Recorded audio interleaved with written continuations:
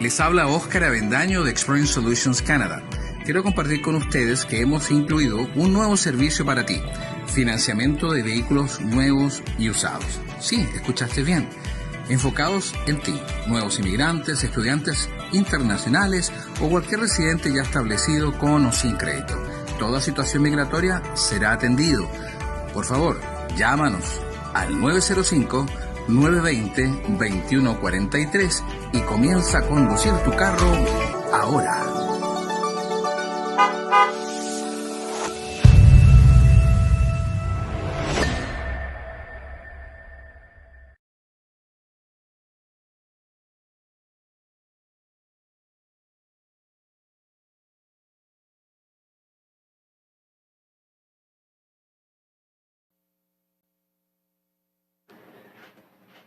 Good morning, everyone. Welcome back to Rideau Cottage.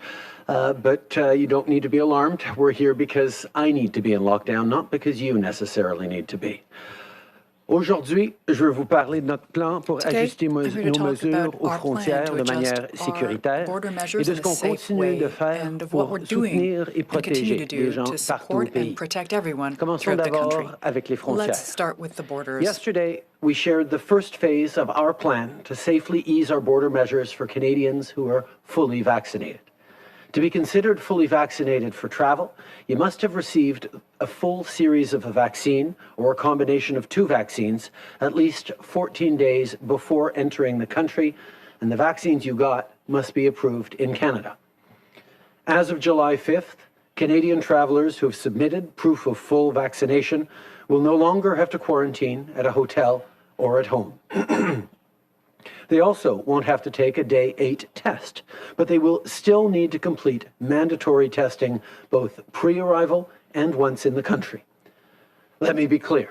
This is the first step of what will be a gradual, careful plan to safely reopen to travel. The pandemic is not over. There's still variants circulating around the world, so there's a number of important measures that need to stay in place for now. À partir du 5 juillet, les voyageurs canadiens entièrement vaccinés n'auront pas à faire de quarantaine et à repasser un test au jour 8, mais ils devront toujours recevoir un test négatif avant leur départ pour le Canada et à leur arrivée. Pour les voyageurs qui sont partiellement vaccinés, les mesures présentement en place ne changent pas. Et les restrictions de voyage pour les gens des autres pays sont toujours en vigueur. Je sais que beaucoup de gens ont hâte de voyager, mais la réouverture doit se faire en bonne et due forme et de façon prudente. De plus en plus de Canadiens sont entièrement vaccinés et les choses tranquillement vont devenir plus normales. One of the reasons we can start easing our border measures is because more and more Canadians are vaccinated every day. Over 75% of eligible Canadians have now received at least one shot, and over 21% are fully vaccinated. We will have received a total of more than 50 million doses by the end of June, and a total of over 68 million doses by the end of July. En parlant de vaccins, j'aimerais souligner une autre bonne nouvelle qui a été annoncée par le ministre Champagne ce matin. La construction du nouveau centre de production de produits biologiques à Montréal est maintenant terminée plus tôt que prévu.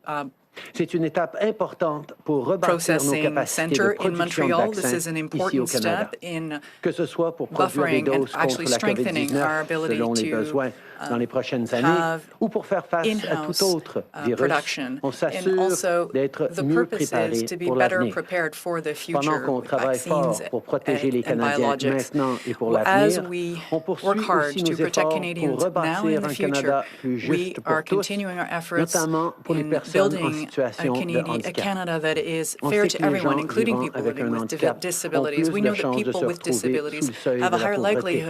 Et la pandémie a rendu la situation encore plus difficile. Beaucoup de gens ont perdu leur emploi. Alors, si vous êtes une personne handicapée et que vous vivez des difficultés financières, sachez qu'on continue d'agir pour mieux vous servir. This morning, Minister Qualtrough took an important step forward in creating a new Canada Disability Benefit. This benefit would supplement, not replace, existing supports. The goal is to lift hundreds of thousands of people living with a disability out of poverty. Yesterday marked the second anniversary of our government's groundbreaking Accessible Canada Act. And today, we're moving forward to deliver on the first ever Disability Inclusion Action Plan.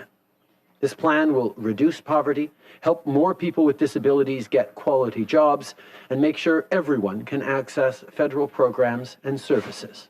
Of course, provinces and territories play a lead role in providing supports and services to Canadians with disabilities, which is why we're going to be continuing to work with them as premiers. I want to thank Carla for all her outstanding work and leadership on this important file. Together, we will continue to make sure that no one gets left behind as we rebuild from this pandemic. Building a better Canada also means building a safer Canada. Safe from COVID-19, but also safe from gun violence. Today, Minister Blair will announce additional common sense measures that will help fight gun violence in Canada.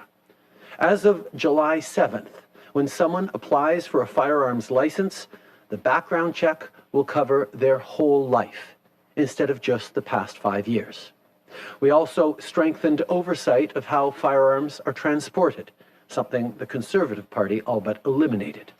Other regulations tabled in Parliament yesterday make it a legal requirement for retailers to properly verify a buyer's license before making a sale and to retain inventory and sales records for all firearms, including non-restricted ones.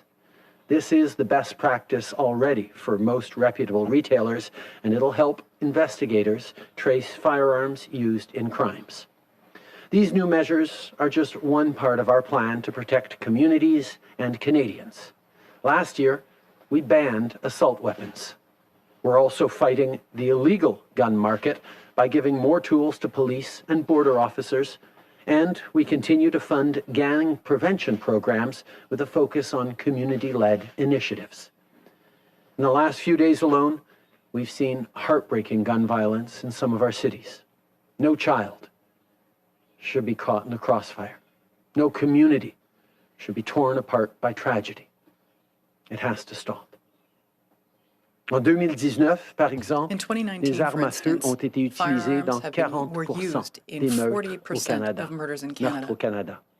On sait que la présence d'armes à feu à la maison peut augmenter le risque de féminicide et de suicide. Les nouvelles mesures qu'on propose cette semaine, notamment d'étendre les vérifications d'antécédents sur toute une vie, plutôt que juste les 5 dernières années, vont contribuer à sauver des vies. Et pour notre gouvernement, votre sécurité, c'est ce qui nous importe le plus. Avant de terminer, j'aimerais parler de la session parlementaire qui se termine cette semaine. On a d'importants projets de loi à faire adopter. Le Parti conservateur fait tout pour empêcher ces dossiers d'avancer depuis des mois. Hier, malgré l'opposition des conservateurs, la Chambre a finalement adopté le projet de loi pour soutenir nos artistes et exiger aux géants du Web de payer leur juste part. Mais il en reste à faire pour protéger l'environnement, pour défendre les communautés LGBTQ2 en bannissant la thérapie de conversion et pour soutenir les familles et les PME. Ce ne sont peut-être pas des priorités pour le Parti conservateur, mais ce sont des priorités pour les Canadiens. C'est pourquoi on espère que le Bloc et le NPD vont tenir tête à un autour et travailler avec nous pour faire avancer ces dossiers progressistes. There are only 2 days left in this parliamentary session to pass legislation that Canadians need. The Conservative Party is still doing everything they can to block this very important work of defending LGBTQ2 communities by banning conversion therapy, of supporting workers by extending the wage subsidy through the budget, and of course, reaching net zero emissions by 2050. These are progressive bills that will make a real difference in the lives of Canadians. So I hope that parties that call themselves progressive, like the Bloc and the NDP, will work with us today and tomorrow on passing these measures for Canadians.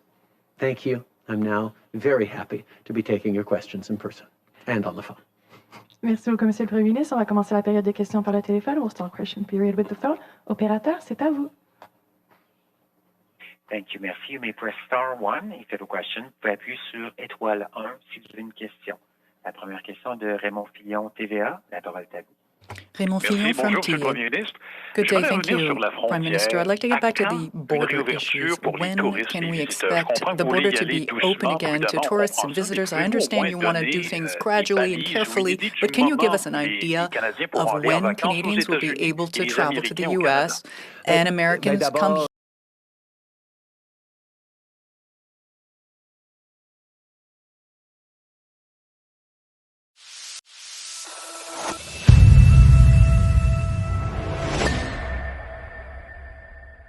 Les habla Óscar Avendaño de Experience Solutions Canada.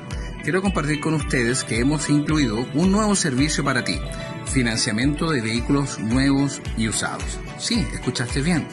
Enfocados en ti, nuevos inmigrantes, estudiantes internacionales o cualquier residente ya establecido con o sin crédito. Toda situación migratoria será atendido. Por favor, llámanos al 905-920-2143 y comienza a conducir tu carro ahora.